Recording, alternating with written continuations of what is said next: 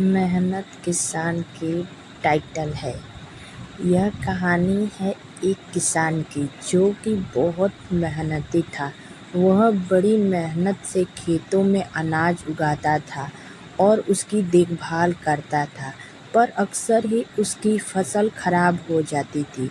कभी सूखा पड़ जाता, कभी बाढ़ आ जाती या कभी तेज धूप और कभी आंधी। कोई ना कोई वजह से उसकी फसल खराब हो जाती थी। दोनों किस पेड़ के नीचे बैठकर अपनी अपनी बर्बादी को देख रहा था, और तभी वह गुस्से में आसमान की तरफ देखकर भगवान से कहता है कि मालिक, आपको सब बहुत महान मानते हैं और सबसे ज़्यादा ज्ञानी मानते हैं। कहते हैं कि आप सब जानते हैं, लेकिन मुझे ऐसा लगता है कि आपको कुछ भी नहीं पता। मुझे ये लगता है कि आपको तो ये भी नहीं पता होगा कि फसल कैसे होती है।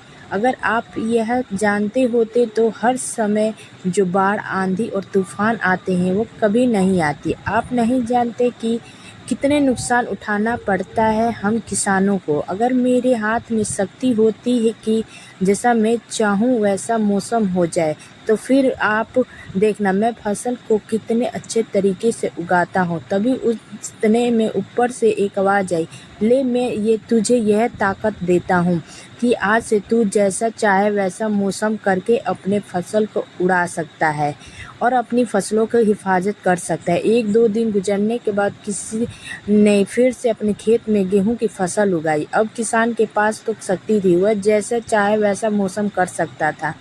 तो किसान ने आंधी, तूफान और बाढ़ कुछ भी उसने अपने खेतों पर नहीं आने दिया। किसान ने अपनी फसलों को बर्बाद होने से बचाया, और उस साल उस किसान के खेत में ऐसी फसल हुई जो पहले कभी नहीं हुई। मन ही मन किसान बहुत खुश हो रहा था और साथ ही साथ ये सोच भी रहा था कि भगवान को बताऊंगा कि इसे कहते हैं शक्ति का सही इस्तेमाल। कुछ दिन और गुजरने के बाद फसल काटने के लिए तैयार हो गई। किसान बड़े उत्सुक के साथ फसल को काटने पर जैसे ही उसकी नज़र गेहूं की बोरियों पर पड़ी, तो वह हैरान हो गया, क्योंकि उन बोरियों में के दाने ही नहीं थे। गेहूं के एक भी बाली के अंदर गेहूं का दाना ही नहीं था। सारी बालियां अंदर से खाली थी।